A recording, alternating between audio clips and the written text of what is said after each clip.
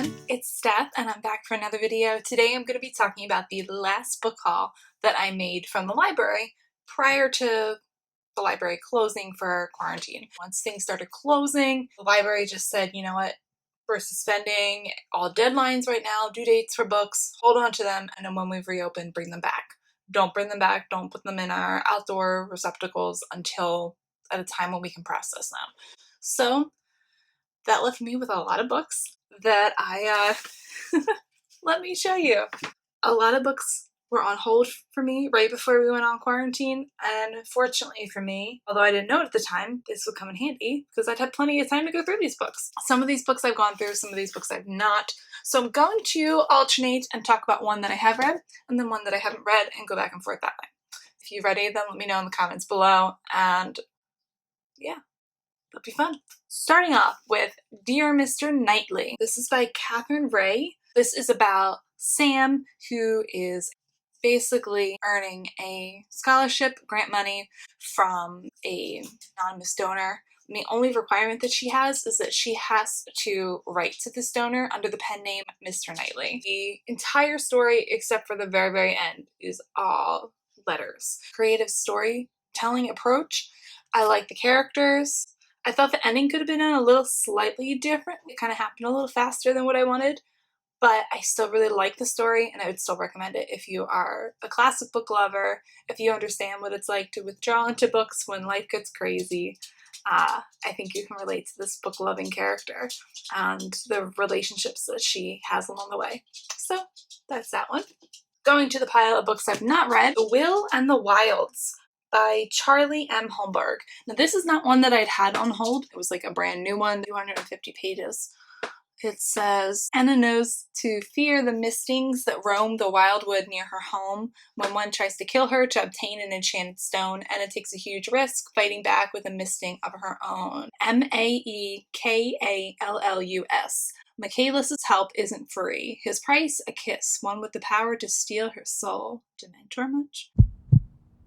But their deal leaves Michaelis bound to the mortal realm, which begins eating him alive. Only Anna's kiss, given willingly, can save him from immediate destruction. It's a temporary salvation for Michaelis and a lingering doom for Anna. Part of her soul now burns bright inside Michaelis, making him feel for the first time. Feels in italics. Was he, like, not feeling or, like, robot inside?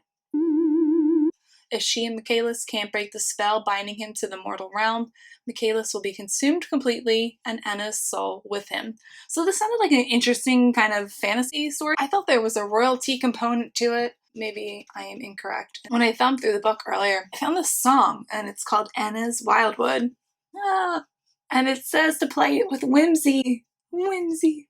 I wonder if this is going to be part of the storytelling, if this is referenced in the story or perhaps part of the plot to move things along. The song was written in 2017, but the text copyright is 2020. So this is a brand new book. If you've read this or know anything about this, please let me know, because I'm definitely intrigued by this.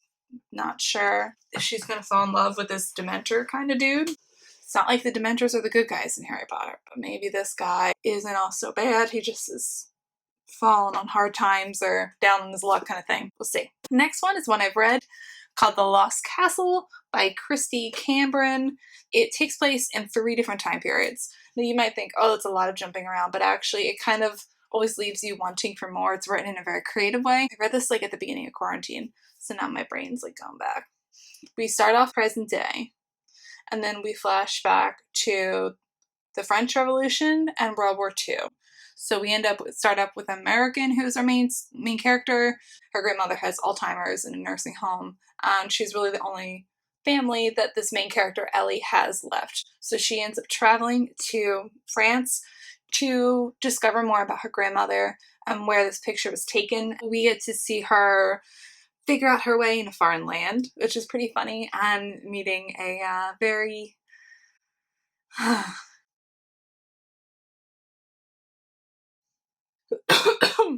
allergy season. It's not my friend. It takes place geographically around this castle, this architectural figure, and we see how the cultural and economic, just the familial relationships impact how this couple, this present day couple, can go about making their future from the events that they're discovering about the past. So it's a very interesting way to kind of look at ancestry, to look at events and understanding family members that you think you know, and then you learn something new about them. So I enjoyed it, and I got to learn a few new things because it's based on some factual events. So that was neat. Moving on. Agatha Christie. This is a pocket full of rye. Picked this up off the shelf. I didn't have this on hold. Was looking for another Agatha. I haven't read too many of hers, so I'm trying to read more. Maybe read about 3 or 4 of hers. This is a Miss Marple one, which is one of her detectives. She is like an older lady. She's very sly, and she looks sweet and naive and innocent. She ends up being super observant and just picking up on all these things and piecing these things together that no one else guesses that she even picks up on. So this seems to be one of her less spooky ones. The last one I read of hers was kind of heavy, and I wasn't really looking for another heavy one. Sticker on the back, so it covers up a teeny bit of the story. But it seems to be about an event that occurs, leaving someone dead, and on later inspection, the pockets of the deceased were found to contain traces of cereals. And I'm assuming that's not like a box of cereal, that's like something bad. Yet it was the incident in the parlor which confirmed Miss Marple's suspicions that here she was looking at a case of crime by rhyme. I'm eager to check this out, see what is Agatha Christie gonna spin this time, and enjoy some more Miss Marple adventures as well. Interesting fun fact, Agatha Christie is the most widely published author of all time, outsold only by the Bible and Shakespeare. Her books have sold more than 1 billion copies in English and another billion in 100 foreign languages. She died in 1976. And yet here we are in 2020 talking about her book. Pretty cool stuff. Moving on. I wanted to read this book because I'd seen it rated very well, and just kind of is out of my norm for books that I read. So I wanted to give it a go. It is We Were Liars. Some of you have probably read this before. We just start off with this family who is very wealthy, high expectations for their high school student who is expected to go on to do great things. They are vacationing in the summer on some sort of island. The description on the back is very like ominous and vague and like, If anyone asks how it ends, just lie. We are Sinclairs. We live at least in the summertime on a private island off the coast of Massachusetts. Perhaps that is all you need to know, except that some of us are liars. For a long time in this book, you're not sure what's real and what's not. We know that there is turbulence between family members and disagreements about property and inheritance and wealth, among other things, and there are problems between this girl's parents, who I think are getting divorced. So there are a lot of elements kind of happening, and the twist was really interesting. It was not as scary as I was worried this would be going into it. I was kind of like, is this going to be like creepy? And it's a little bit foreboding and warning, but there's a moral to it, and there is like a lesson to learn from it. It's a bittersweet ending, but there is a lesson to be learned from it, and I thought that made it worth reading. It has different components that are sad or a teensy bit heavy, but I found the thrill of waiting to see what's coming next and kind of figuring it out kept me reading this so that I could just speed through it and see what happened. So I found that was worth it, and the ending was at least conclusive enough that I could be happy with it and understand what the purpose of the story was, so I could enjoy that and take that away from the story. Okay, next is a story I've seen talked about a lot, and it's like a cutesy YA romance, and I don't know what the deal is with it. It's Anna and the French Kiss, which I believe she just wants like a kiss from a boo in France. That's very profound, I know. Alright, can Anna, see, now Frozen is rubbing off on me. Can Anna find love in something? There's a sticker. Anna is happy in Atlanta. She's a loyal best friend and a crush on her coworker at the movie theater who's just started to return her affection, so she's less than thrilled when her father decides to send her to the boarding school in Paris for her senior year. Why? Senior year? Really? You can't just let the girl finish out her high school in America? She's got to go off to another country? But despite not speaking a word of French, Anna meets some cool new people, including the handsome Etienne Sinclair, who quickly becomes her best friend. Unfortunately, he's taken, and Anna might be too. A year of romantic near misses end with the French kiss she's been waiting for. So we'll to see if she kisses a guy in Paris. I've heard it's a great, like, light and fluffy summer kind of romance. So it's June. I thought it might be fun. Check out. So that's on the to read list with a million other things, right? Next, we have Kate Breslin's Far Side of the Sea. 1918 England. Lieutenant What's-His-Face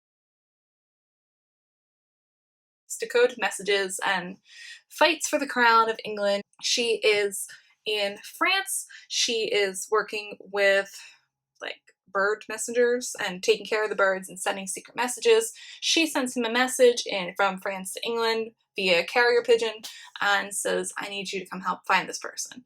And he comes over because it's someone he used to know, someone he loves a long time ago, and he wants to see what happened to her during the war.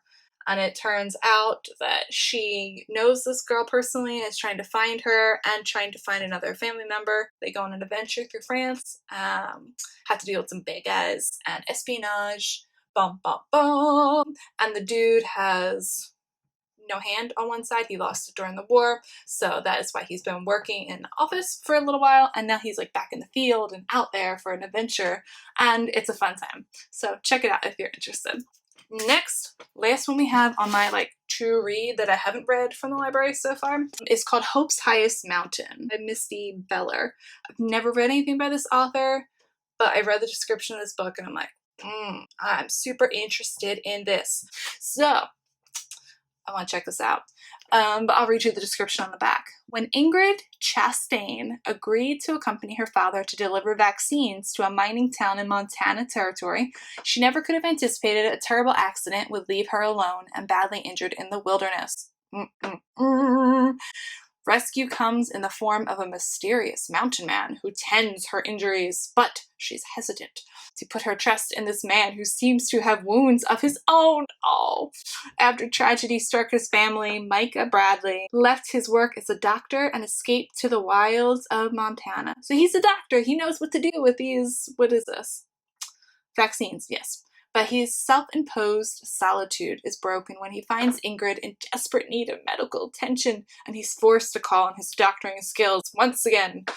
Micah can't help but admire Ingrid's tenacity, despite the severity of her injuries, until he learns the crate she brought contains smallpox vaccines to help quell a nearby outbreak. With Ingrid dead set on delivering that medicine, with or without his help, he has no choice but to accompany her. He's a good guy. As they set off through the treacherous, snow-covered Rocky Mountains against all odds, the journey ahead will change their lives more than they could have known. See? It sounds good. What's going to happen? I don't know. So, if you read this, let me know in the comments. I'd love to hear about it. It'd be fun to check out. Last but not least, one I have read, The Saturday Night Supper Club. So this was a really fun read if you like stories that have to do with baking or cooking. You're gonna like want to eat some savory or something sweet while you're listening to this or reading this book. So it says, you are invited to Denver's newest pop-up dining experience. The chef is a recently blacklisted culinary genius. Host is a popular writer who ruined her career. Seating begins at 7 o'clock.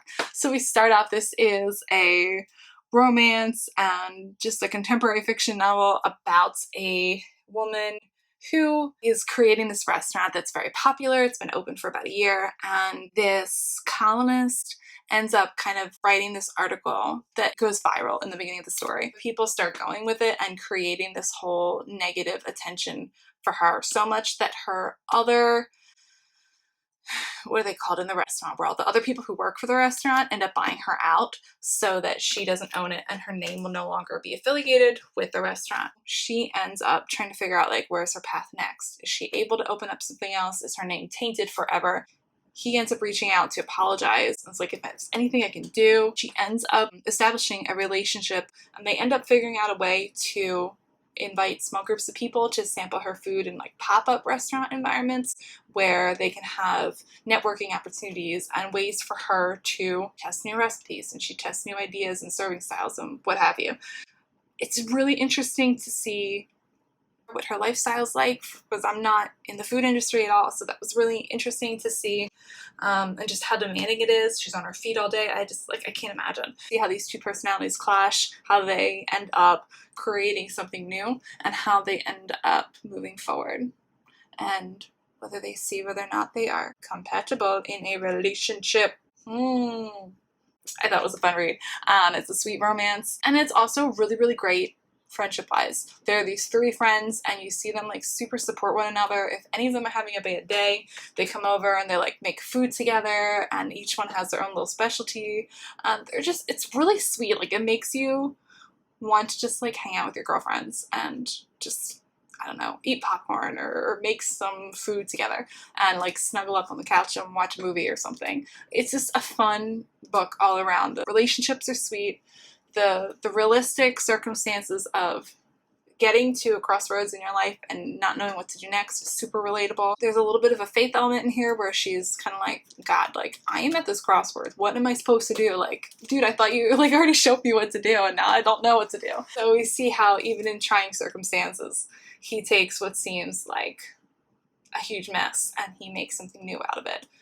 And I really like that. So check it out if you're interested in friends and food and life advice, or whatever you want to call it. It's a fun read. Check it out. So those are all my books that I got from the library.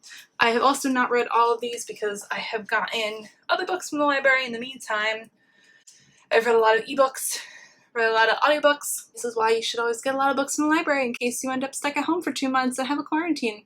But for real, I always love taking advantage of the library and checking out the resources that they have. If I happen to find stuff I don't like, I know that there's no pressure, there's no money that I've lost for finding a book I don't like. And if I do find books I like, I always recommend more purchases by that author to the library. The author can be compensated for their work, as well as so other people can have the opportunity to discover authors that I love and that they can enjoy. So tell me if you are a frequent library visitor, if you're stuck at home with library books that you haven't been able to return, and let me know if you have read any of these books. So I'd love to hear about them, love to chat and connect about books, and I will see you guys soon. Thanks so much for watching. Have a great day.